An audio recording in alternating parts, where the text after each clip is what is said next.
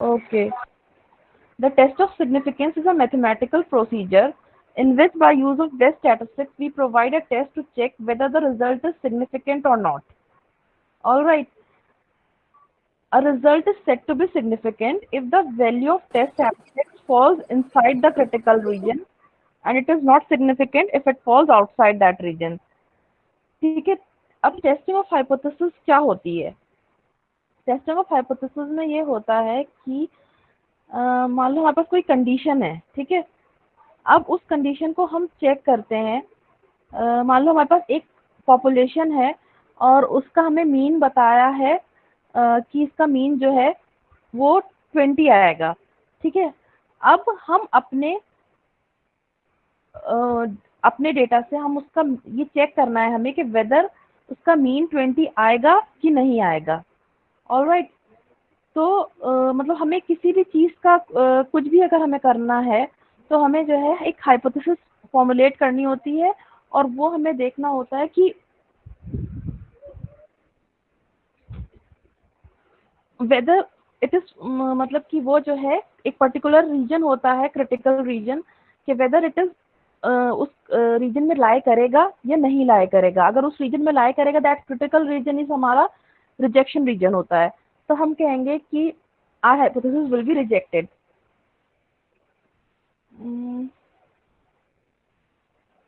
सबसे पहले तुम इसके स्टेप्स समझो कि हाइपोथेसिस टेस्टिंग में स्टेप्स क्या होते हैं.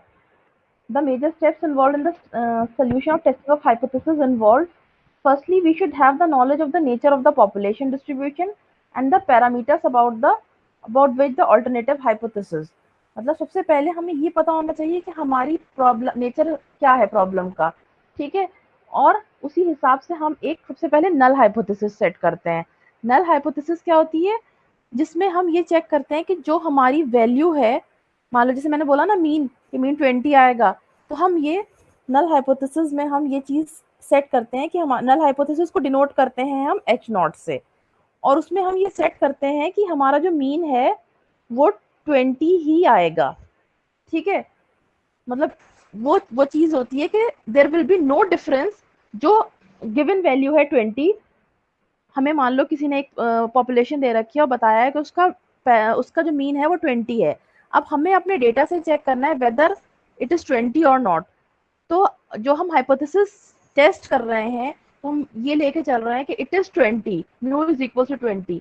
तो that is called as your null hypothesis. मतलब हम there is no difference between what we have taken and what we have got. मतलब जो हमें मिला था कि 20 है और हमने जो ऑब्टेन करा, जो हम ऑब्टेन करेंगे उसमें कोई डिफरेंस नहीं है. तो that is your null hypothesis, ठीक है. उसके बाद होती है एक, मेरी आवाज आ रही है आप लोगों को? Yes ma'am. उसके बाद होती है ऑल्टरनेटिव हाइपोथेसिस. ऑल्टरनेटिव हाइपोथेसिस होती है, मान लीजिए ये म्यू इज इक्वल टू हमने 20 सेट कर दिया. अब एक कंडीशन ये होगी कि म्यू जो है 20 नहीं है, ठीक है. अब देखो कोई भी, अब मान लो तुम पॉपुलेशन मतलब तुम्हें कोई पॉपुलेशन दी हुई है तो उसमें ये कंडीशन दे दी उन्होंने कि चेक करो वेदर द मीन इज 20 और नॉट, ठीक है. तो नल हाइपोथेसिस तो हमने सेट कर दी कि मीन इज 20. अब एक हमें ऑल्टरनेटिव हाइपोथेसिस भी तो सेट करनी होगी ना, कि मान लीजिए मीन 20 नहीं है. तो फॉर दैट वो ऑल्टरनेटिव हाइपोथेसिस डिनोट होती है H1 से. और उसमें 3 केसेस हो सकते हैं. एक तो म्यू नॉट इक्वल्स टू 20, ठीक है. एक म्यू ग्रेटर देन 20 और एक म्यू लेस देन 20, ठीक है. तो ये कहलाती हैं ऑल्टरनेटिव हाइपोथेसिस.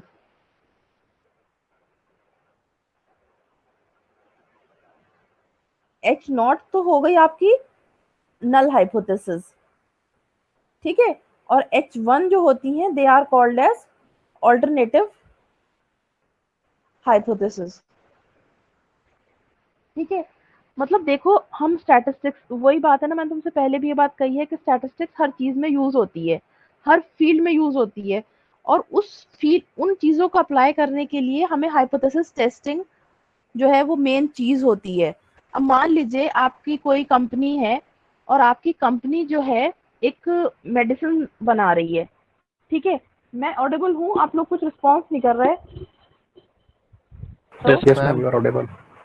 ओके, तो आपकी कंपनी एक मेडिसिन बना रही है, ठीक है? तो अब मुझे ये देखना है कि वेदर माय मेडि बना रही है, काफ़ी दिन से बना रही है। अब उसके बाद जो है मैं ये चेक करूँगी कि मैंने मान लीजिए कोई उस मेडिसिन में कुछ और इम्प्रूवमेंट कर दिया, तो वेदर जो मेरी नई मेडिसिन है वो बेटर है as compare to the old medicine, मतलब उसकी एफिशिएंसी जो है मेरी पुरानी मेडिसिन के बराबर है या it is better than that, ठीक है? तो यहाँ पे भी हमें एक चीज़ मतलब एक कंडीशन टेस्ट करनी है ना, तो ये भी जो केस हो जाएगा, this is also the case of hypothesis testing. Is it clear? जब हमारे पास एक प्रॉब्लम होती है और हमें उस प्रॉब्लम को टेस्ट करना होता है कि वेदर इसका रिजल्ट क्या होगा, ठीक है? तो अब वो कोई भी प्रॉब्लम हो सकती है। मान लीजिए प्रॉब्लम ये भी हो सकती है कि मान लीजिए आपको ये चेक करना है कि एक वो है कंपनी कोई मेडिसिन बना रही है कि उस मेडिसिन में जो है किसी ड्रग की परसेंटेज 5% है, ठीक है? तो अब इस 5% को चेक करने के लिए मैं फिर वही हाइपोथेसिस टेस्टिंग करूंगी। मैं म्यू लूंगी, मतलब एच नॉट लूंगी, नल हाइपोथेसिस। क्या हो जाएगी नल हाइपोथेसिस? नल हाइपोथेसिस हमेशा इक्वल्स टू होती है, तो mu is equals to 5। 5%. Mu is 5% और नॉट,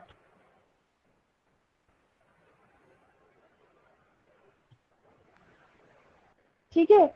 और ऑल्टरनेटिव हाइपोथेसिस क्या हो जाएगी? वो डिपेंड करता है क्वेश्चन के ऊपर, देख के हमें पता चलेगा कि हमें ऑल्टरनेटिव हाइपोथेसिस क्या लेनी है। अगर कुछ नहीं होगा तो हम ये लेंगे कि mu is not equal to 5%। और ये भी हो सकता है कि हमें ये निकालना हो, ऑल्टरनेटिव हाइपोथेसिस में हमें ये निकालना हो कि find whether that mu is greater then 5%, मतलब म्यू जो है आपका 5% से ज्यादा होगा। तो अगर ऐसा होता है कि म्यू इज ग्रेटर देन 5%, ठीक है, तो फिर ये टेल मतलब वन टेल टेस्ट हो जाते हैं, या फिर म्यू इज लेस देन 5%, ठीक है? यहाँ पे मतलब एक बार हमने ग्रेटर देन लिया, एक बार हमने लेस देन लिया, ये हमारे क्वेश्चन के ऊपर डिपेंड करेगा। अगर हमारे क्वेश्चन में ये गिवन है कि फाइंड दैट कि उसका ड्रग का लेवल है वो 5% से ज्यादा है, ठीक है, तब हमारा ये राइट टेल टेस्ट हो जाएगा। अगर हमें देखना है कि find that this is less then 5%, तो हमारा ये लेफ्ट टेल टेस्ट हो जाएगा, ठीक है? सिंगल टेल्ड हो जाएगा ये। और जब हमारी नॉट इक्वल्स टू वाली कंडीशन होती है तब हमारा टू टेल टेस्ट होता है। ये ऑल्टरनेटिव हाइपोथेसिस के बारे में हो गया, ठीक है? अब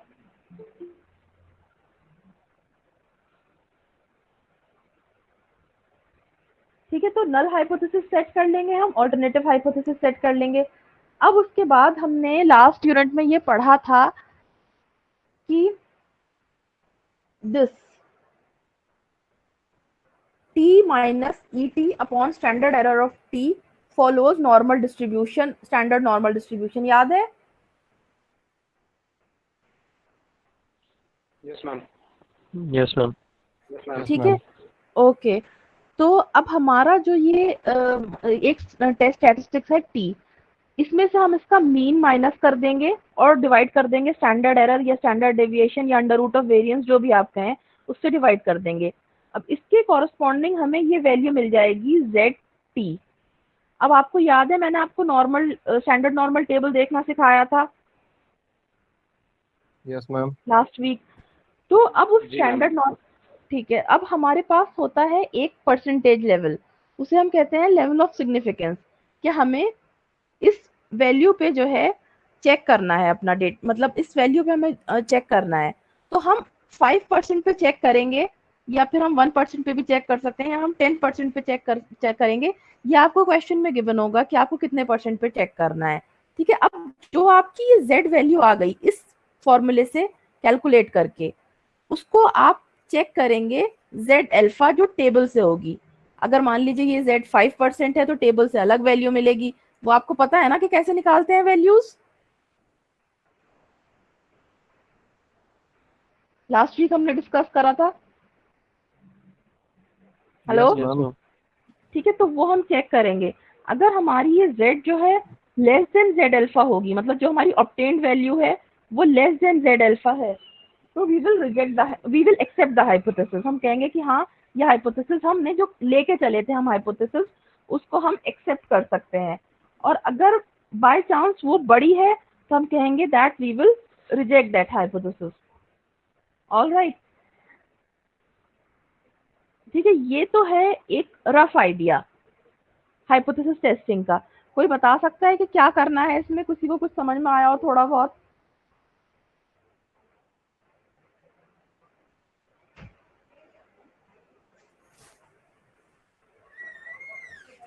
हेलो,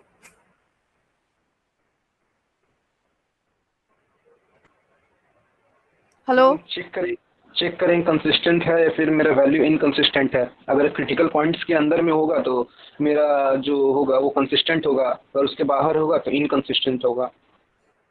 मतलब हम रिजेक्ट कर देंगे हाइपोथेसिस को। एक हाइपोथेसिस यस हम मैम। ले रहे हैं, कुछ भी कंडीशन ले सकते हैं हम। हाइपोथेसिस मतलब जो हम सोच रहे हैं कि ऐसा हो सकता है, ऐसा नहीं हो सकता, वही चीज तो।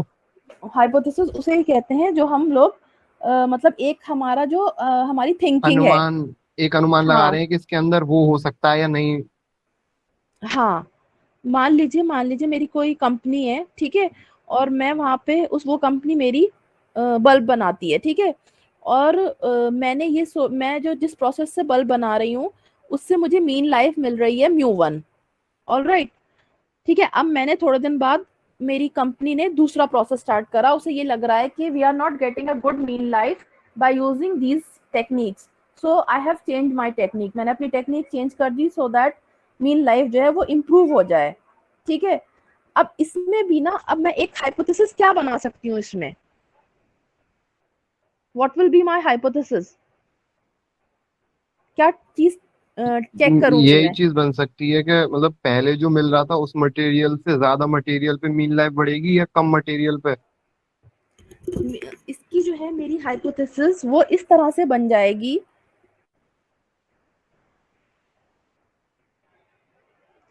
मान लीजिए कि इसमें सबसे पहले तो आपको कुछ टर्म्स हमेशा के लिए समझनी पड़ेंगी, जैसे कि नल हाइपोथेसिस, ठीक है, नल alternative hypothesis,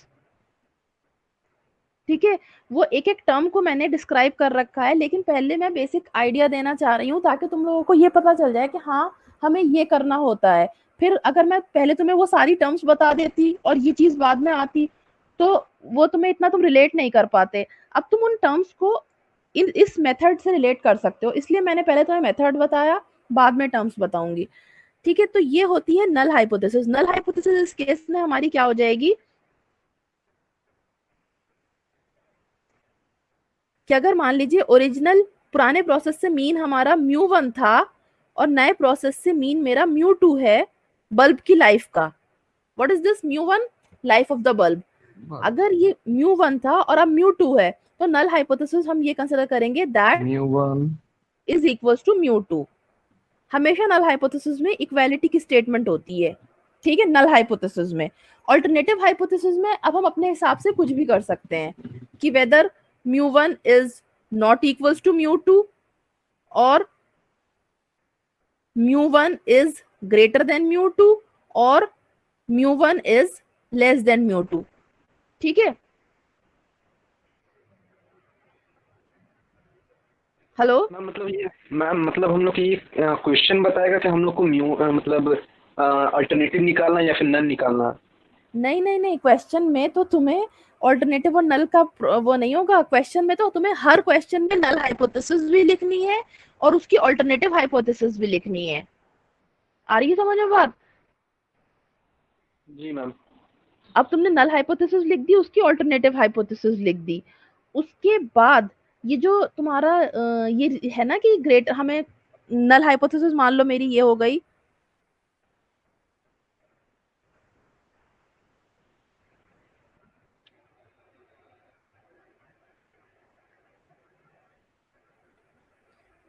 H not is equals to μ1 equals to μ2। मतलब मान लो नल हाइपोथेसिस अब मैं क्या सेट करूंगी, नल हाइपोथेसिस मुझे हमेशा इक्वालिटी की उसमें सेट करनी पड़ती है। तो बल्ब वाले केसेस में मैं क्या सेट करूंगी कि दोनों प्रोसेस जो हैं वो इक्वल मीन दे रहे हैं, ठीक है। ऑल्टरनेटिव हाइपोथेसिस मुझे बताना है, ऑल्टरनेटिव हाइपोथेसिस से मुझे मतलब क्वेश्चन में जो गिवन होगा उसके हिसाब से मैं ऑल्टरनेटिव हाइपोथेसिस सेट करूंगी। या तो ये होगा कि फाइंड दैट कि whether there is a difference between the mean life of both the bulbs और नॉट, और it can be find that whether the new process is giving better mean life than old process, or find that there is the new process is not at all efficient and we were getting the mean better in last process as compared to the new one। तो जिस हिसाब से तुम्हें question होगा ना, अगर question में ये फाइंड करना है कि कोई डिफरेंस नहीं है तो तुम्हारी ऑल्टरनेटिव हाइपोथेसिस हो जाएगी mu one is not equals to mu two, ठीक है। या तो ये फाइंड कर लो कि देयर इज अ डिफरेंस और there is not a difference, तो अब तो तुम ऐसे करोगे म्यू वन इज इक्वल मतलब mu one not equal to mu two, ये तुम्हारी ऑल्टरनेटिव हाइपोथेसिस हो जाएगी। अगर ये गिवन है कि ये फाइंड करना है हमें कि जो हमारा नया प्रोसेस है वो बेटर है, तो तुम्हारी क्या हो जाएगी, mu one is less than mu two, ठीक है। अगर तुम्हें क्वेश्चन में ये गिवन है कि फाइंड करो कि पुराना प्रोसेस बेटर था, तो mu one is greater than mu two, ठीक है। तो जिस हिसाब से भी क्वेश्चन होगा उसी हिसाब से हमारी हाइपोथेसिस फॉर्मुलेट हो जाएगी। All right, hello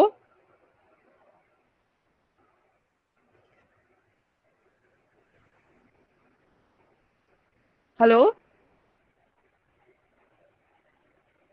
hello, yes ma'am, आवाज आ रही है। यस मैम, क्या आवाज नहीं आ रही थी क्या? आ रही थी मैम। ठीक है, तो अब तुम्हें समझ में आया नल हाइपोथेसिस और अल्टरनेटिव हाइपोथेसिस का डिफरेंस। Yes ma'am. अब उस क्वेश्चन में ही तुम्हें डेटा गिवन होगा जिससे तुम z वैल्यू निकाल लोगे, ठीक है। तुम्हारे पास t गिवन होगा, z क्या हो जाता है, t कोई वेरिएबल है, उसकी एक्सपेक्टेड वैल्यू मतलब उसका मीन, और डिवाइडेड बाय उसका स्टैंडर्ड एरर, सॉरी वेरिएंस, मतलब ये स्टैंडर्ड एरर तो डायरेक्ट होता है और अगर वेरिएंस होता तो अंडर रूट ऑफ वेरिएंस होता। तो हम ये डेटा निकाल लेंगे, इससे हमें z की कोई पर्टिकुलर वैल्यू मिल जाएगी, मान लो 1.45 मिल गई, ठीक है। अब हमें ये पता है कि z की, और हमें 5% लेवल ऑफ सिग्निफिकेंस में से टेस्ट करना है कि वेदर हमारा जो टेस्ट है वो वो हमारी जो हाइपोथेसिस है हम एक्सेप्ट करेंगे या रिजेक्ट करेंगे। अगर तुम्हारी ऑल्टरनेटिव हाइपोथेसिस होती है नॉट इक्वल्स टू वाली, ठीक है, तो उसकी क्रिटिकल वैल्यू चेक करने, क्रिटिकल वैल्यू अलग आएगी। अगर तुम्हारी राइट टेल्ड होगी तो उसकी अलग आएगी, अगर लेफ्ट टेल्ड होगी तो उसकी अलग आएगी। अगर मान लो तुम्हारी टू टेल्ड है, मतलब कि तुम्हारी जो है नॉट इक्वल्स टू वाली है ये ऑल्टरनेटिव हाइपोथेसिस। मैम स्क्रीन पे तो ब्लैक ब्लैक हो गया। स्क्रीन ब्लैक है,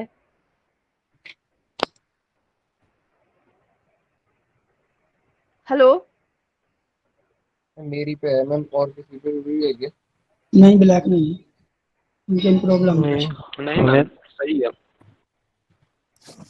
अच्छा ठीक है, तो अगर मेरी अब z अल्फा की वैल्यू मान लो 1.96 है, ठीक है। अब ये z जो है ये 1.96 से कम है तो I will accept the hypothesis. अगर मेरी 2.45 होता मतलब z अल्फा से बड़ा होता तो I will reject the hypothesis.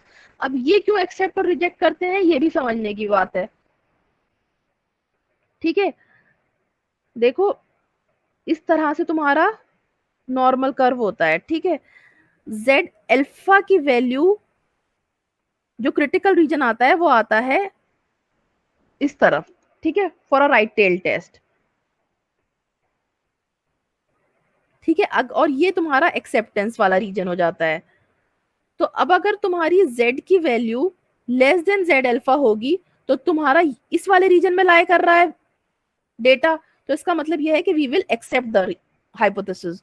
और अगर z की वैल्यू z अल्फा से बड़ी होगी तो इस रीजन में लाई कर रहा है मतलब राइट साइड में, तो we will reject that hypothesis, ठीक है। अब मैं तुम्हें ना डेफिनेशन समझाऊंगी एक एक चीज की, और फिर तुम जो मैंने अभी ये समझाया उससे रिलेट करना कि तुम्हें कितना समझ में आया।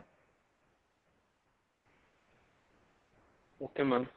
ठीक है, देखो थोड़ा नया कंसेप्ट है, वक्त लगेगा समझने में, तुम्हारे लिए सब टर्म्स नहीं है, तो इसलिए धीरे धीरे करके समझने की कोशिश करो। नहीं समझ में आता फिर दोबारा हम लोग रिपीट कर लेंगे, उसमें कोई मसला नहीं है, लेकिन अभी समझने की कोशिश करो थोड़ा बहुत। ठीक है, अब है this test of hypothesis. A statistical test of hypothesis is a procedure for assessing the compatibility of the data with the claim about the parameter value। मतलब कि we have to check कि जो हमने क्लेम करा था वो हमारा data उस चीज को फुलफिल कर रहा है या नहीं कर रहा। मतलब मैंने क्लेम क्या करा था शुरू में एक केस में कि मेरा मीन जो है वो 20 है, तो अब जो मेरे डेटा से मीन की वैल्यू प्रोवाइड हो रही है weather it is fulfilling that और नॉट। मेरा मीन 20 मतलब मेरी जो मैं जब टेस्ट करूंगी और मेरी अगर हाइपोथेसिस एक्सेप्ट हो जाएगी तो मैं कहूंगी यस, जब the claim what was the claim was that कि the mean is 20, this is fulfilling and मेरा जो वैल्यू है मीन की वो 20 ही आ रही है। ठीक है, तो टेस्टिंग ऑफ हाइपोथेसिस में मतलब ये होता है कि हम कोई जो हमारा क्लेम होता है हमारी वैल्यूज उस क्लेम को फुलफिल कर रही हैं कि नहीं कर रही हैं। ठीक है, इतनी बात समझ में आई?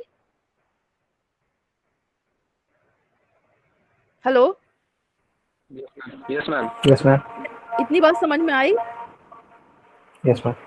कि जो गिवन वैल्यूज होती हैं उससे मैं चेक करती हूँ कि ये जो क्लेम था कि म्यू 20 है वो मेरे डेटा से वो क्लेम फुलफिल हो रहा है क्या या नहीं हो रहा है। ठीक है, that is our testing of hypothesis. अब वो क्लेम कुछ भी हो सकता है, जैसे मैंने बताया कि एक क्लेम ये भी हो सकता है कि दवा जो है उसमें एक कोई ड्रग है उसमें एक पर्टिकुलर दवा का लेवल 5% है, कि वो है कि नहीं है।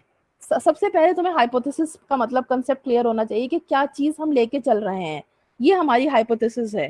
ठीक है, कि दवा में 5% लेवल है कुछ पर्टिकुलर ड्रग का या नहीं है। कोई भी जो स्टेटमेंट होती है that is your hypothesis.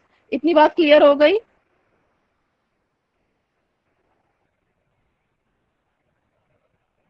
Hello, yes ma'am. Yes ma'am. Yes ma'am. okay, now for this we make or construct two types of hypothesis। अब इस चीज को इस स्टेटमेंट को फुलफिल करने के लिए मैं दो तरह के hypothesis I will construct two types of hypothesis. One is null hypothesis and the other one is alternative hypothesis. Hypothesis क्या होती है? Definitive statement about population parameter. कोई भी डेफिनेटिव स्टेटमेंट जो मतलब कंफर्म स्टेटमेंट हो अबाउट पॉपुलेशन पैरामीटर। अब null hypothesis क्या होती है? मैंने बताया when there is a sign of equality और it means that there is no difference between a parameter and it's specific value. मान लो मेरा पैरामीटर अगर म्यू है जो गिवन है और मैंने जो वैल्यू कैलकुलेट करी है वो म्यू नॉट है, तो मेरा नल हाइपोथेसिस क्या हो जाना चाहिए? मान लो नल हाइपोथेसिस ये है जो पैरामीटर गिवन है वो म्यू है और जो मुझे ऑब्टेन करना है वो म्यू नॉट है, तो नल हाइपोथेसिस क्या हो जाएगी? Mu is equals to mu not, equal हो जानी that चाहिए। there is no difference. For null hypothesis you have to remember this, that there is no difference between the given value and between the value which we will obtain। ठीक है, जो claim है और जो हम obtain करेंगे अपने data से उन दोनों में कोई डिफरेंस नहीं होता। नल हाइपोथेसिस को तो आंखें बंद करके हमेशा इक्वल्स टू रख देना। ठीक है, okay ma'am. a statistical hypothesis that states that there is no difference between a parameter and a specific value, or that there is no difference between two parameters। Here the word null means no difference। ठीक है, for example in case of a single population problem, h naught may be simple statistic and it does not differ from the hypothetical parameter। देखो null hypothesis में क्या है? h तुम्हारा है population parameter और h mu naught क्या है? Sorry, mu तुम्हारा है पॉपुलेशन पैरामीटर और म्यू नॉट क्या है? Hypothetical value of population parameter, मतलब the value which we will obtain. ठीक है, और द वैल्यू जिससे हमें कंपेयर करना है। मान लो म्यू कोई पर्टिकुलर वैल्यू और हम कह रहे हैं कि भाई म्यू 5 है, तो इससे हम कंपेयर कर रहे हैं, तो that hypothetical value is this 5। ठीक है, और म्यू तुम्हारा कुछ गिवन है। ठीक है, और हमें कंपेयर करना है कि म्यू जो है 5 है कि नहीं है। All right. Okay ma'am. अब ऑल्टरनेटिव हाइपोथेसिस होती है a statistical hypothesis which is formulated against the null hypothesis. null hypothesis तो तुमने कर लिया कि इक्वल टू वाली जो कंडीशन है that is your null hypothesis। अब उसके अगेंस्ट में भी तो हमें एक कंडीशन बनानी पड़ेगी ना, कि मान लो वो नहीं फुलफिल हो रही है। नल हाइपोथेसिस तो एकदम सीधी सच्ची बात है कि भैया हो रही है पूरी, ठीक है, ये तो हमने मान लिया कि हो रही है पूरी। अब जरूरी थोड़ी हर केस में पूरी हो जाएगी, और जरूरी क्या, कोई भी केस होता है उसमें यस और नो होता है, ठीक है। तो नल वाली तो हम ये लेके चलते हैं कि यस है, तो एक नो वाली भी तो होनी चाहिए ना, that is your alternative hypothesis. All right. अब ऑल्टरनेटिव हाइपोथेसिस जो होती है an statistical hypothesis which is formulated against the null hypothesis is called an alternative hypothesis. The alternative hypotheses are of two types, one side alternative और two side alternatives. अब मैंने तुम्हें बताया ना कि वन साइड ऑल्टरनेटिव क्या होती है और टू साइड ऑल्टरनेटिव क्या होती है। देखो अभी जब हम क्वेश्चन कर रहे थे तो मैंने मतलब तुम्हें एक्स नॉट इक्वल टू 0 जो है टू साइड हो जाएगी क्या, म्यू जो रहेगी, mu does not equal to अगर म्यू नॉट रही तो वो टू साइड हो जाएगी, और जो लेफ्ट साइड और राइट साइड वाली थी वो जो वन साइडेड होगी। Very good. किसने बोला ये, हेलो किसने बोला ये आंसर?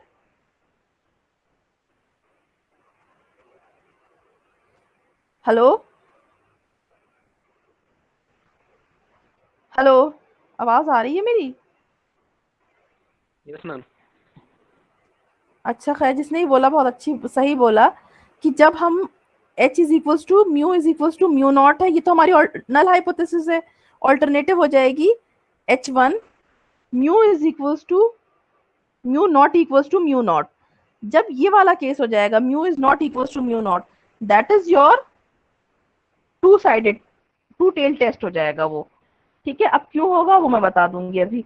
और अगर mu is greater than mu not तो जो है वो लेफ्ट राइट टेल टेस्ट हो जाएगा, और अगर mu less than mu not है तो वो लेफ्ट टेल टेस्ट हो जाएगा।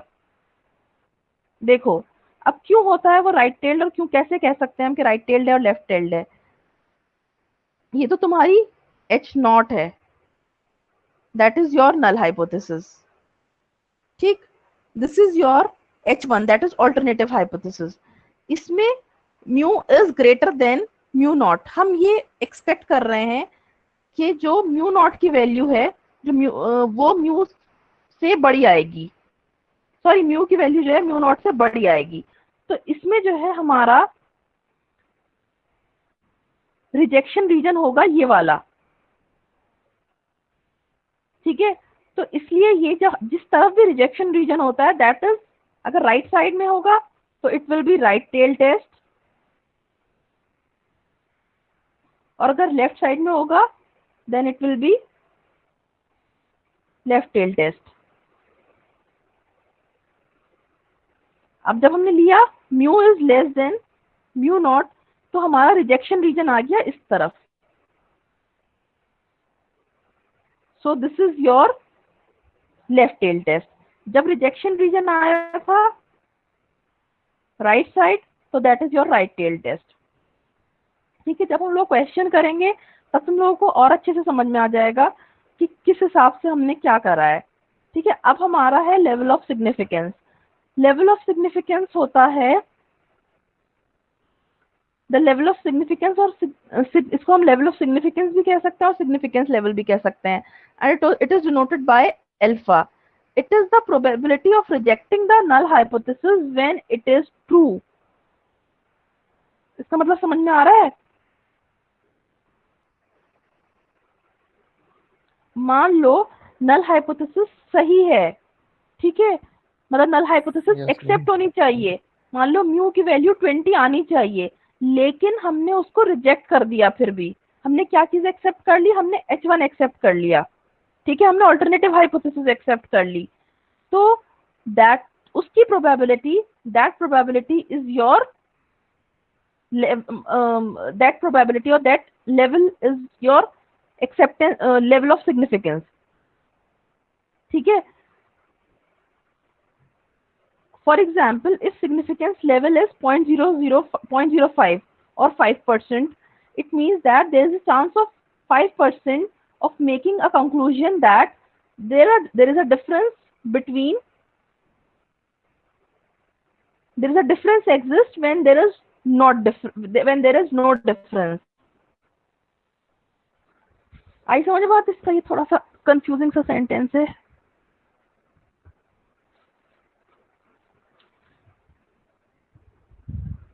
मतलब कि हम ये चीज मतलब एक्सेप्ट कर रहे एरर हैं. के चांस दिखा रहा है. हाँ, मतलब कि हम वो चीज एक्सेप्ट कर रहे हैं जो कि मतलब डिफरेंस जो कि नहीं गलत है है और मैम, जो पॉसिबल ही नहीं है. हाँ, उसको हम एक्सेप्ट कर रहे हैं. दैट इज योर, जब तुम इसको level of type 1 error, significance. वो लेवल ऑफ सिग्निफिकेंस होता है, वो परसेंटेज, उस परसेंटेज पे कि हम कितने परसेंट चांसेस है कि we are accepting that thing which is not true. आई समझ में ओके बात? मैम, अभी समझ तुम गया. टाइप ऑफ एरर समझोगे तो तुम्हें इसकी इजीली समझ में आ जाएगा. Bell shaped curve stands for which distribution? Normal distribution. बताइए. नॉर्मल डिस्ट्रीब्यूशन होता है बेल शेप्ड कर्व में. तो इसलिए जो है we have used a bell shaped curve over here, that because we are saying that this is the population is normally distributed. All right, so we were discussing about the two tail test. तो two tail test में हमारा जो critical region होता है, ठीक है, critical reason को भी हमने डिस्कस करा था in the last class. Critical region होता है द रीजन ऑफ, बताइए क्या होता है? Rejection part, the region of rejection, rejected part. हाँ, तो इस वाले रीजन में जो है हमारी हाइपोथेसिस रिजेक्ट होने की चांसेस होती है. और टू टेल टेस्ट का मतलब ये होता है कि अगर हमारी वैल्यू इस वाले रीजन में लाई कर जाती है, ठीक है, हम एक वैल्यू निकालेंगे, वो भी मैं बताऊंगी भी कैसे निकालेंगे स्टैटिस्टिक की वैल्यू. तो अगर वो इस रीजन में लाई कर जाती है, we will say that our hypothesis will be rejected. तो टू टेल टेस्ट में ये जो रीजन होता है ये दोनों साइड्स लेते हैं हम. That is why this is called a two tail test. One tail test में ये होता है, मतलब म्यू, जब हमने म्यू एक बार ग्रेटर देन 75 लिया और एक बार लेस देन 75 लिया, ठीक है, उसमें ये होता है कि जब लेफ्ट टेल टेस्ट होता है तो हमारा रीजन ऑफ रिजेक्शन जो होता है वो लेफ्ट साइड होता है, ठीक है, और राइट टेल टेस्ट में हमारा रीजन ऑफ रिजेक्शन जो होता है that is on the right side. तब हमारा लेफ्ट टेल्ड और राइट टेल टेस्ट होता है. ऑल राइट, अब मैं जो हूँ आपको ना लेफ्ट टेल्ड और राइट टेल टेस्ट के मतलब लेफ्ट टेल का एक एग्जांपल दूंगी, उससे आपको क्लियर हो जाएगा कि हम कब लेफ्ट टेल टेस्ट यूज करते हैं.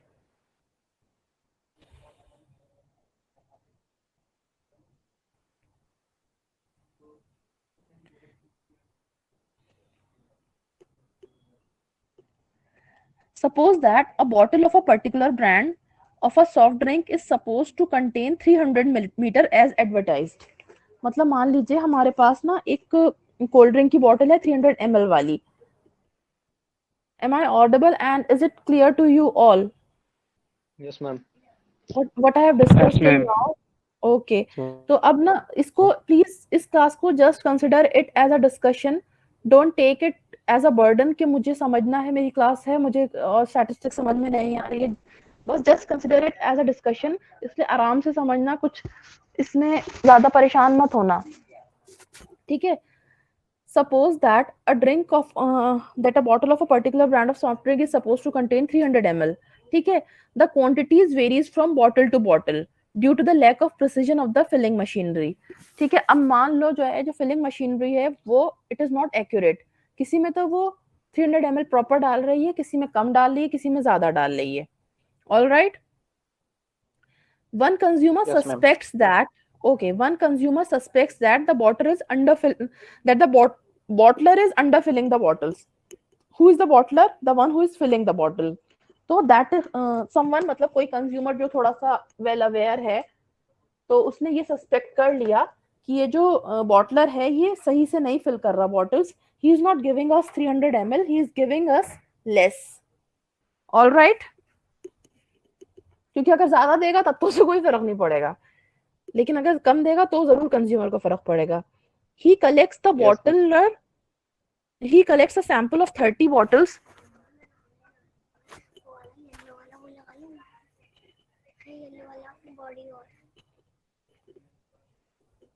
He collects a sample of 30 bottles to test if the mean content of all the bottle is 300 ml or less.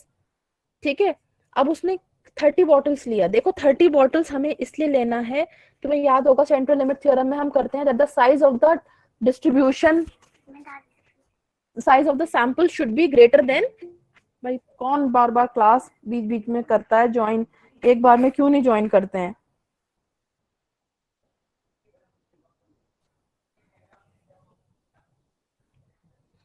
तो what we were discussing, he collects a sample of 30 bottles. देखो हम लोग 30 से कम इसलिए नहीं ले सकते क्योंकि sample should for central limit theorem और फॉर दिस के मतलब डेटा जो है वो नॉर्मली डिस्ट्रीब्यूटेड होगा, हमें सैंपल हमारा 30 से ज्यादा का होना चाहिए. Alright, he collects a sample of 30 bottles to test if the mean content mu of all the bottle is 300 ml or less. अब वो उसने 30 बॉटल का सैंपल लिया और टेस्ट करा कि वेदर इट इज 300 ml और लेस. अब म्यू तुम्हारा कितना है? 300. ठीक है, और ऑल्टरनेटिव उसकी नल हाइपोथेसिस क्या है कि म्यू 300 आ जाए. ठीक है, और नल हाइपोथेसिस में मैंने बोला ना हमेशा कि हम इक्वालिटी रखते हैं, हमेशा इक्वल वाली जो हाइपोथेसिस होगी that is called your null hypothesis. तो मैंने बोला था उस दिन भी क्लास में कि नल हाइपोथेसिस में हमेशा जो भी तुम्हारा मीन हो जो भी हो उसको इक्वल टू रख देना. ठीक है, वो that is your null hypothesis. और अल्टरनेटिव हाइपोथेसिस जो है हमारी कंसर्न हाइपोथेसिस के किस हिसाब से कि हमें ज्यादा चाहिए कम चाहिए कंटेंट. ठीक है, इसमें वो क्या चाहेगा?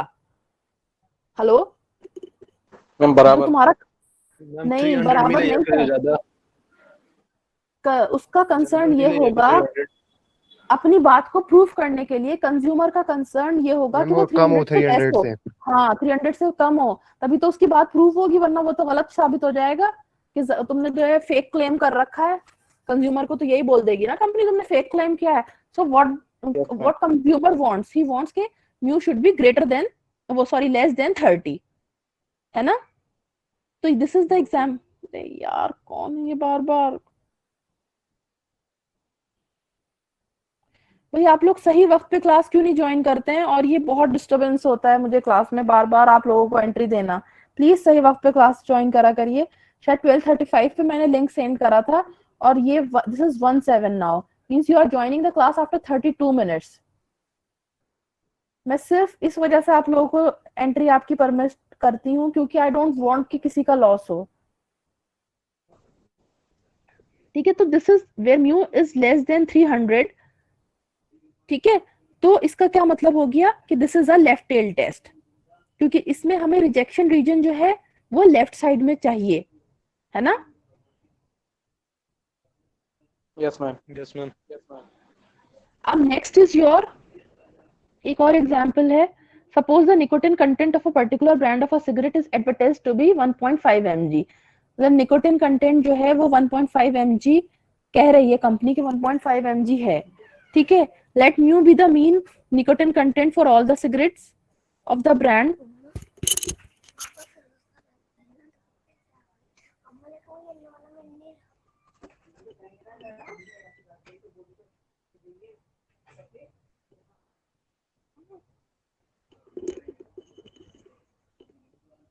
एक मिनट.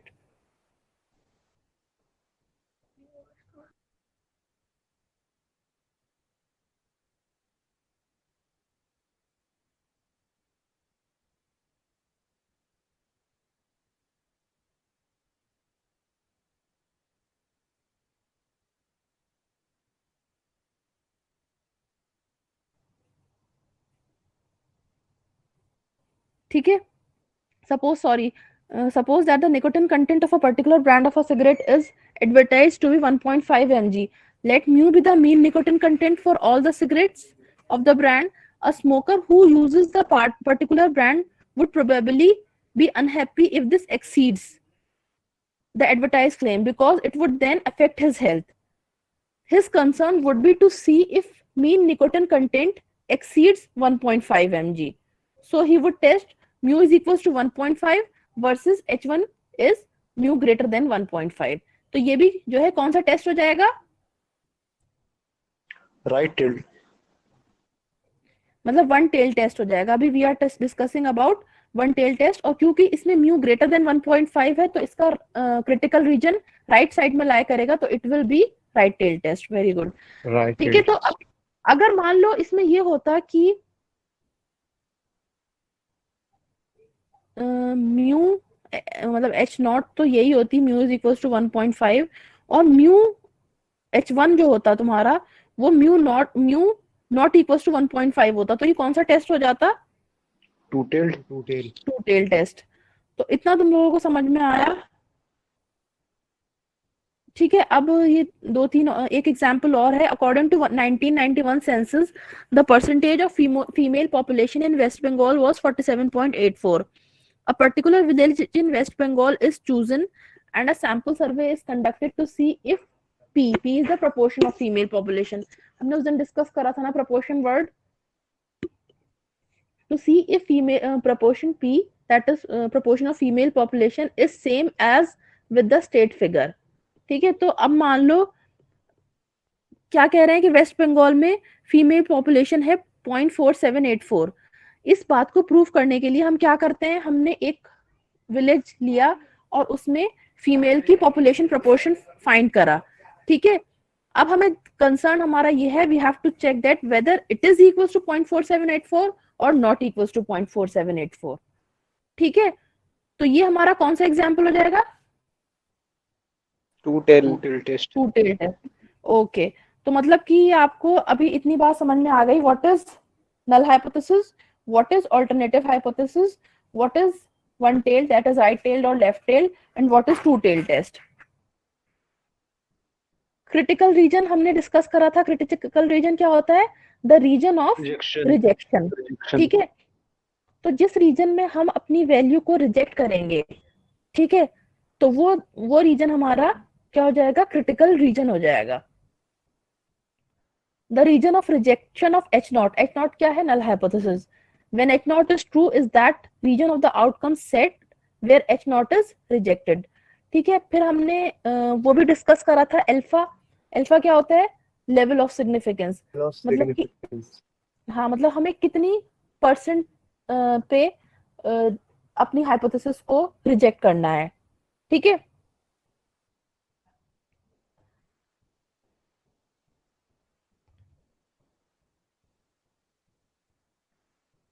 फिर हमने टाइप्स ऑफ एरर्स कहाँ गए? इसमें टाइप्स ऑफ एरर्स भी तो थे।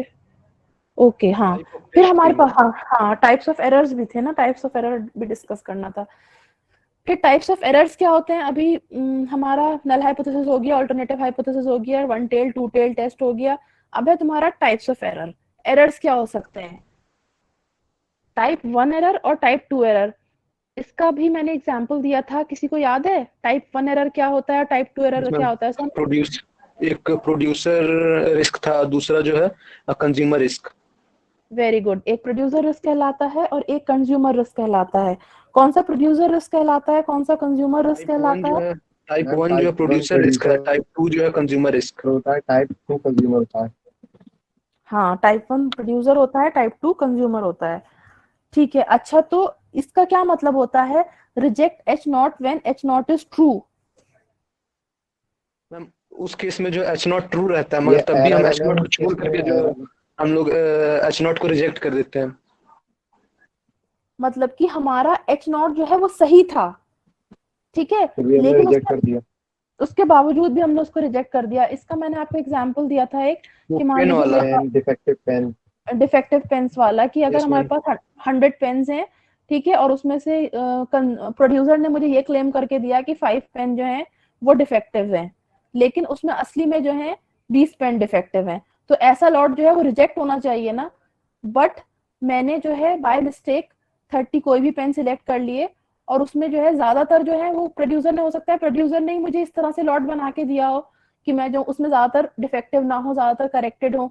तो मैंने इस तरह से जब सिलेक्ट करा, तो मैं जो हूँ उसमें मैं देखूंगी कि नहीं, इसमें तो बहुत कम पेन डिफेक्टिव है, तो मैं वो लॉट एक्सेप्ट कर लूंगी, जबकि वो लॉट होना चाहिए रिजेक्ट। तो when I am accepting the wrong lot, तो मतलब आई am rejecting H not when H not is true. Sorry, accepting H not, मैंने टाइप 2 एरर बता दिया आपको। हाँ, टाइप 2 एरर बता दिया। हाँ, मैंने टाइप 2 एरर बता दिया। कि when I am accepting H not, when H not is false, मतलब मैंने तब एक्सेप्ट कर लिया एच नॉट जब वो गलत था, ठीक है, तो ये मेरा ये किसका लॉस हो जाएगा, ये कंज्यूमर का लॉस हो जाएगा ना, यस मैम। तो ये कंज्यूमर एरर कहलाता है, वो कंज्यूमर रिस्क कहलाता है। और type 1 error when we are rejecting H not when H not is true, मतलब कि मैंने तब रिजेक्ट कर दिया एच नॉट जब एच नॉट जब सही H0 था, सही था। सही था, तो ये प्रोड्यूसर रिस्क कहलाता है। आप लोगों ने क्या बोला था, उल्टा बोला था क्या, टाइप 1 को क्या बोला था, नहीं मैम, हमने सही बोला टाइप था? 1 को, यस मैम, हमने सही बोला था। अच्छा, टाइप 1 प्रोड्यूसर होता है, reject H not when H not is true, ठीक है, yes ma'am. Okay. Critical reason फिर कर लिया था हमने क्रिटिकल रीजन। उसके बाद जो है फिर मैंने आपको बताया था ना कि अगर टोटल रीजन ये है, ठीक है, और this is your critical reason और ये डिनोट होता है W से, तो बाकी जो बचा हुआ रीजन होगा वो क्या हो जाएगा, W बार, ठीक है। अब इसको जो है इस चीज को समझिए कि if T is the test statistic lies in W क्या है तुम्हारा, क्रिटिकल रीजन है ना, yes ma'am. Given H not, ये जो गिवन ये जो चीज होती है ना, ये गिवन एच नॉट, इसका मतलब होता है कि एच नॉट इज ट्रू,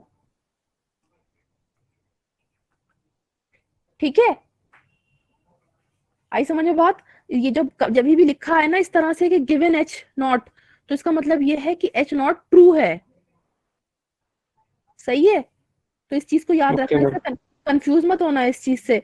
और अगर ऐसे H1 गिवन है, जैसे इसमें यहाँ पे H1 गिवन है, तो इसका मतलब H1 is true, H1 true. मतलब कि एच नॉट गलत है, ठीक है। तो ये चीज कहीं कहीं क्वेश्चन में इस तरह से आएगा, ठीक है, लिखा हुआ, तो तुम लोग को पता होना चाहिए कि इसका क्या मतलब है, ठीक है ना। Yes ma'am. Probability T is in W, what does this mean, T belong कर रहा है एक्सेप्टेंस रीजन में। एक्सेप्टेंस नहीं, रिजेक्शन रीजन में। रिजेक्शन रीजन में, ये जो है ना W, this is your rejection region, और T को हम रिजेक्ट कर रहे हैं when H not is true. गलती से दूसरा वाला हम ऑप्शन देख लेते हैं। कोई बात नहीं, कोई बात नहीं, ठीक है। तो तुम, मुझे भी यही लगा कि शायद तुम गलती से ही देख रहे होंगे। तो T is in W when H not is true, मतलब कि हमने T को रिजेक्शन रीजन में डाल दिया जबकि H नॉट ट्रू था, तो इसका क्या मतलब हो गया, ये हमारा टाइप 1 एरर हो गया ना। Yes ma'am. तो इसको हम डिनोट करते हैं प्रोबेबिलिटी को टाइप 1 एरर की अल्फा से, ठीक है। Next is your H not is rejected when H not is true, ये तो तुम्हारी फर्स्ट चीज हो गई। Next is your when T is in W पार, मतलब कि T इस रीजन में नहीं है बल्कि इस रीजन में है, ठीक है, given that H1 is true, मतलब कि हमारा H1 ट्रू है, तो हमें इस वाले रीजन में लेना चाहिए था ना, हमें इस वाले रीजन में लेना चाहिए था ना इसे, और हमने H नॉट वाले, मतलब कि W वाले रीजन में आ गया हमारा, तो ये क्या हो जाएगा, टाइप 2 एरर हो जाएगा, और उसकी प्रोबेबिलिटी डिनोट होती है टाइप 2 की बीटा से। प्रोबेबिलिटी ऑफ टाइप 1 एरर जो है वो अल्फा से होती है, टाइप 1 एरर, और probability of type 2 error beta से डिनोट होती है, ये चीज भी याद रखना, ठीक है। Probability of type 1 error is denoted by alpha and type 2 error is denoted by beta. Type of test हमने डिस्कस कर लिए। अब है तुम्हारा power of test. I have told you what power of test is. Power of test is something which is, कुछ बताया था ना मैंने पावर ऑफ, क्या बताया था पावर ऑफ टेस्ट के बारे में,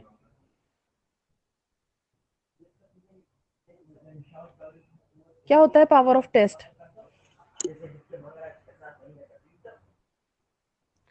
समथिंग विच इज राइट, है ना। The probability of rejecting, power of test मतलब कि पावर, कितने पावर, मतलब कि क्या चीज सही है मेरी। The probability of rejecting H not when H not is not true, ये एकदम समझ लो बीटा का उल्टा है कि आई एम रिजेक्टिंग एच नॉट, उसमें क्या कर रहे थे, मैं एक्सेप्ट कर रही थी ना H not when H not was not true. ठीक है, इसमें ये आई एम रिजेक्टिंग मतलब I am doing the right thing, मैं सही काम ही तो कर रही हूँ, मैं एच नॉट को रिजेक्ट कर रही हूँ जब एच नॉट फॉल्स है ना। अगर मैं इसको एक्सेप्ट कर लेती तो मैं गलत करती, लेकिन बट तब मैं एरर मेक मतलब तब ये चांसेस थी that I have made I would have made an error कि अगर मैं एच नॉट को एक्सेप्ट कर लेती, अगर एच नॉट गलत था उसके बाद अगर मैं एच नॉट को एक्सेप्ट कर लेती तो ये मेरा एरर होता, लेकिन I am rejecting H not when H not is not true, तो this probability is called as power of test. देखो, I want everybody to understand each and every term clearly. What is power of test?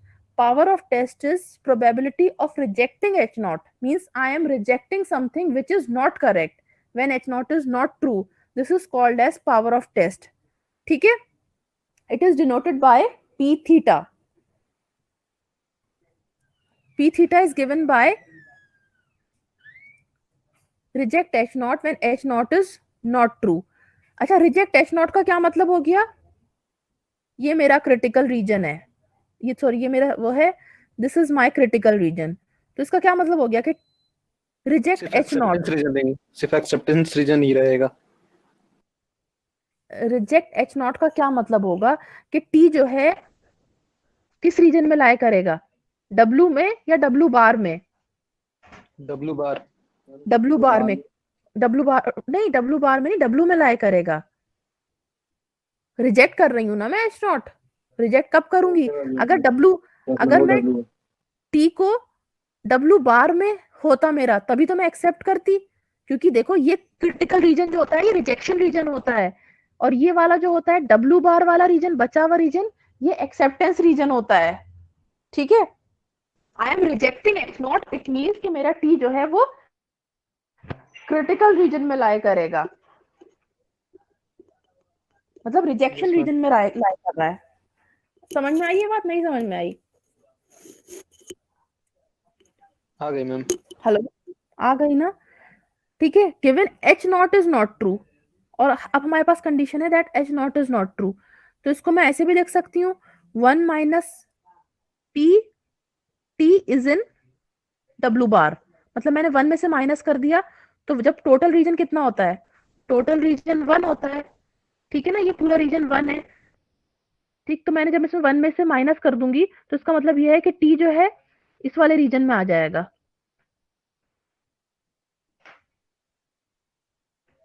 आई समझ में बात, नहीं आई ना? आ गई ma'am. आ गई ma'am. आ गई, क्योंकि देखो टी की प्रोबेबिलिटी है कि टी इधर लाए करेगा, मुझे जब मैं 1 में से माइनस कर दूंगी तो इसका मतलब ये होगा ना कि मुझे ये वाला रीजन चाहिए, तो मैं 1 में से ये वाला रीजन, रेड वाला रीजन माइनस करूंगी, तभी तो मुझे ऊपर वाला केस मिलेगा। जब मैं 1 में से रेड वाला रीजन माइनस कर दूंगी, ये वाला रीजन माइनस कर दूंगी, आई विल गेट दिस। ठीक है, तो इसको मैं ऐसे भी लिख सकती हूँ ना। ठीक है, और जब टी मेरा किस में होगा, टी मेरा डब्ल्यू बार में होगा, तो टी मेरा डब्ल्यू बार में कब होगा, तो मैं क्या कह सकती हूँ, ये किस चीज की प्रोबेबिलिटी होती है, एक्सेप्ट एच नॉट की। मैंने तुम्हें बताया था ना यस कि, मैम। कि ये अगर तुम्हारा रीजन है, टी अगर इस वाले रीजन में लाई कर रहा है तो इसका मतलब आई एम रिजेक्टिंग एच नॉट, और अगर टी ब्लू वाले रीजन में लाई कर रहा है it means I am accepting H naught. तो जब टी मेरा डब्ल्यू बार में लाई कर रहा है, इसका मतलब क्या है, I am accepting H naught. तो I can say that T is in W bar means accept H not when H not is true. और ये क्या चीज होती है, accept H not when H not is true? Beta. Beta, very good. तो ये चीज तुम्हारी क्या हो जाएगी, power of test P theta हो जाएगा तुम्हारा, क्या हो जाएगा, 1 minus beta. Very good, 1 minus beta हो जाएगा। तो power of test is denoted by 1 minus beta. All right,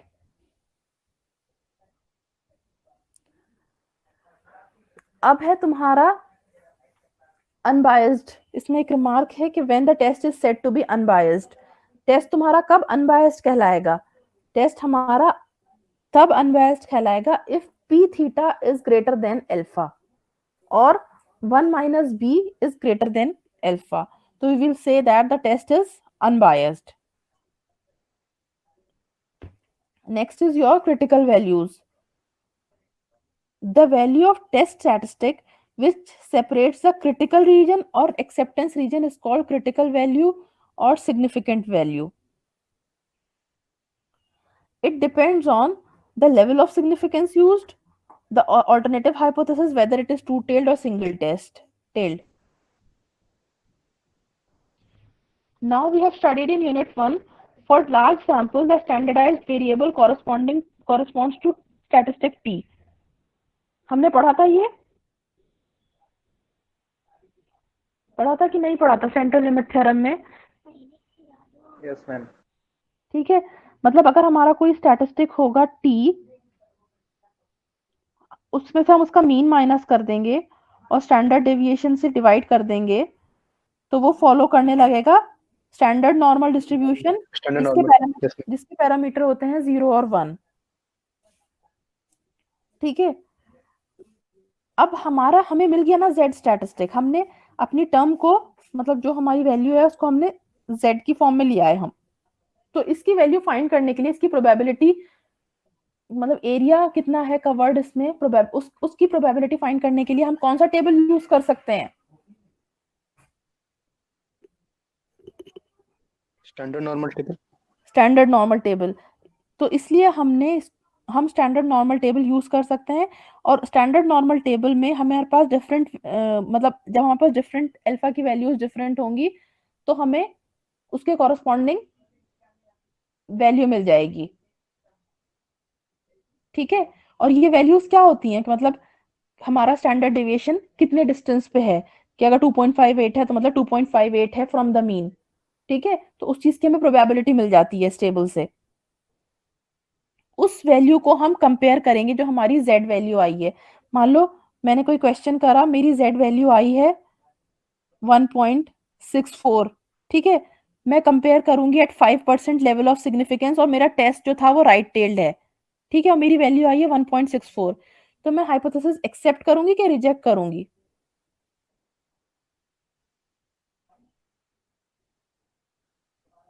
hello, देखो इसमें ओके, देखो इसमें ये होता है जो भी मेरी z की वैल्यू आएगी, देखो मुझे क्वेश्चन गिवन होगा। ठीक है, क्वेश्चन में मुझे मीन गिवन होगा पूरी पॉपुलेशन का, सही है। अब मुझे जो है ना मीन कैलकुलेट करना है मेरे पास जो सैंपल है उससे। ठीक है, और स्टैंडर्ड डेविएशन भी मुझे गिवन होगा। ठीक है, अब मेरे पास मीन भी है और मेरे पास स्टैंडर्ड डेविएशन भी है, तो मेरे पास I can easily calculate the value of z, है ना? Yes ma'am. अब मैं इस z वैल्यू को ये चेक करूंगी कि एट पर्टिकुलर, अब मुझे क्वेश्चन में ना गिवन होगा कि you have to check the value of z at 5% level of significance. ठीक है, मतलब तुम्हें 5% पे टेस्ट करनी है z की वैल्यू। ठीक है, अब मुझे ये देखना है कि मेरा क्वेश्चन टू टेल टेस्ट है, राइट टेल टेस्ट है या लेफ्ट टेल टेस्ट है। अगर मेरा टू टेल टेस्ट है तो मैं 1.96 से कंपेयर करूंगी। अगर मेरा राइट टेल टेस्ट है तो मैं 1.645 से कंपेयर करूंगी। अगर मेरा लेफ्ट टेल टेस्ट है तो मैं -1.645 से कंपेयर करूंगी और मैं देखूंगी कि if my value is less than these values then my hypothesis will be accepted.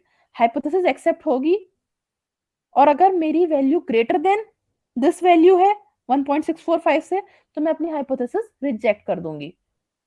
ठीक है, मतलब कि मान लो मुझे 5% लेवल ऑफ सिग्निफिकेंस पे चेक करना है और मेरा टेस्ट जो है वो राइट टेल टेस्ट है।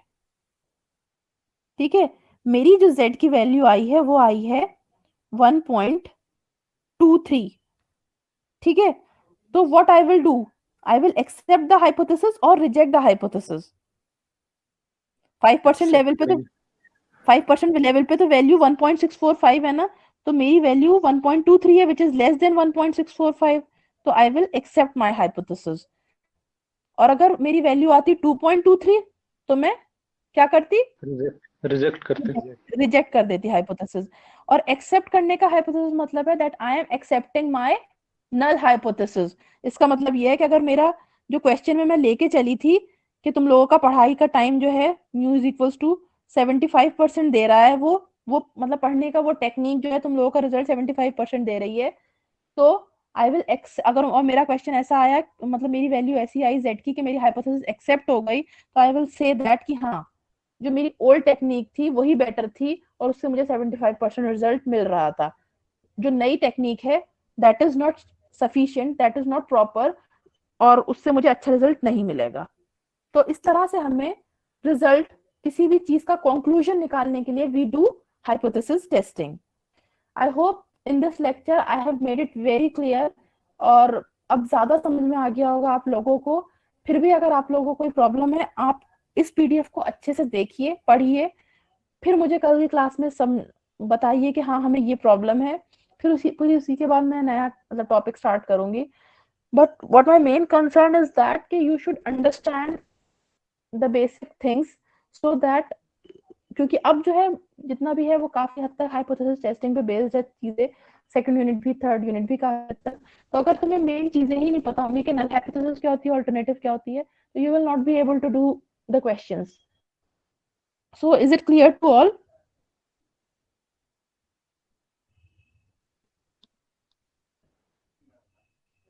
ठीक है, अब ये इसका समरी है। Steps involved in solving testing of hypothesis. Firstly, we should have the knowledge of the nature of the population distribution and the parameters about which the alternative hypothesis, मतलब पहले तो हमें प्रॉब्लम का नेचर पता होना चाहिए कि किस टाइप की हमारी प्रॉब्लम है, किस तरह से हमें फॉर्मुलेट करनी है, और हमारा पेरेंट डिस्ट्रीब्यूशन मतलब पॉपुलेशन डिस्ट्रीब्यूशन क्या है। एक मिनट रुको जरा।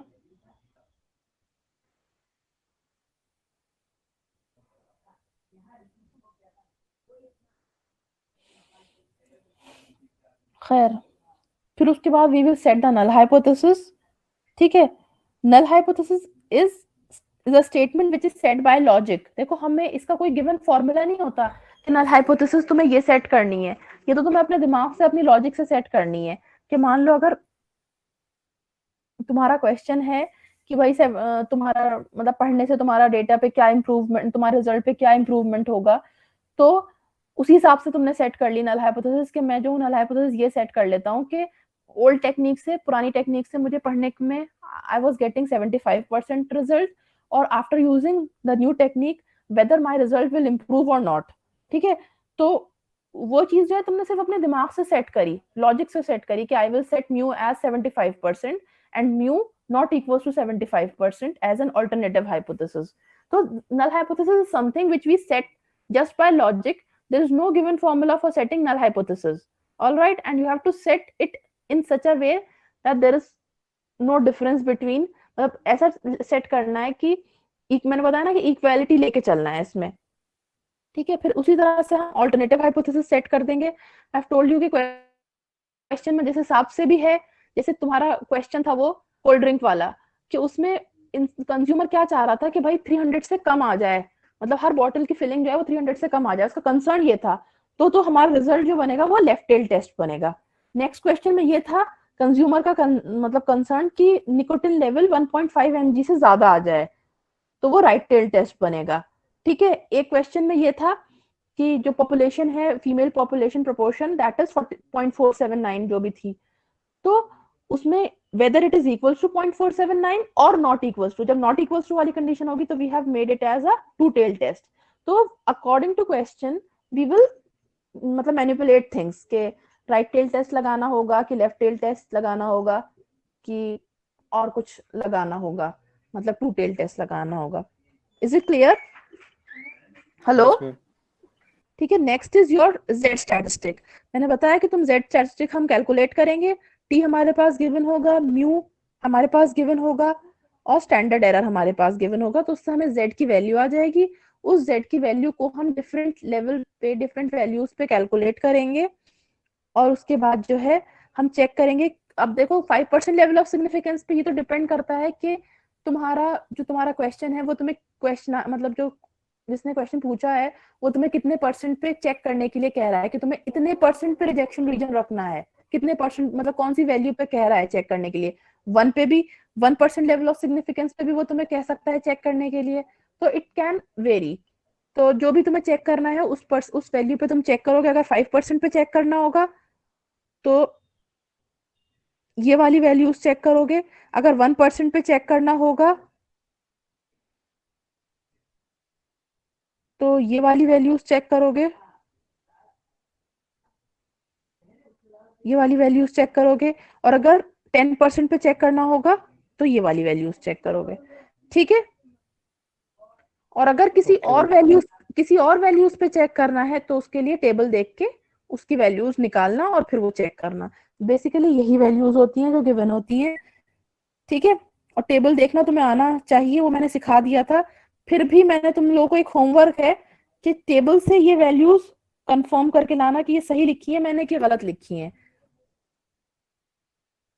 ये सब का होमवर्क है कि ये वैल्यूज कैसे आई। ये मैं क्लास एक पूरा लेक्चर सिर्फ इन वैल्यूज को समझाने के लिए ले चुकी हूँ, तो ये यू शुड अंडरस्टैंड दिस कि कैसे आई वैल्यूज, ठीक है। अब वी विल सी, तो सेट टी की वैल्यू को कंपेयर करेंगे, अगर लेस देन होगी तो we will accept the hypothesis, और अगर ग्रेटर देन होगी we will reject the hypothesis, ठीक है। और reject H not if the value of T falls in W. ये भी आई हैव डिस्कस कि जब अगर इस तरह से हमारा रीजन है और ये हमारा रिजेक्शन रीजन है, मान लो राइट टेल टेस्ट है, ये रिजेक्शन रीजन है, और अगर टी की वैल्यू इस रीजन में लाई कर रही है तो we will say that we will reject the hypothesis. और अगर टी की वैल्यू, हेलो मैम, हाँ मैं टेस्ट मैम के बच्चों की क्लास थी इंग्लिश की 1:30 पे। ठीक है, मैं तो फिर आप अभी लोग जाइए, चलो बस मैं खत्म कर रही हूँ क्लास। यस ठीक है, थैंक यू सो मच, वैसे भी काफी वक्त हो गया, तो आप लोग छोड़ थैंक यू दीजिए मैम। क्लास, मुझे अटेंडेंस दे दीजिएगा, ठीक है। ओके। हम भेज दें ग्रुप में। हम्म मैम कल क्लास कितने बजे होगी?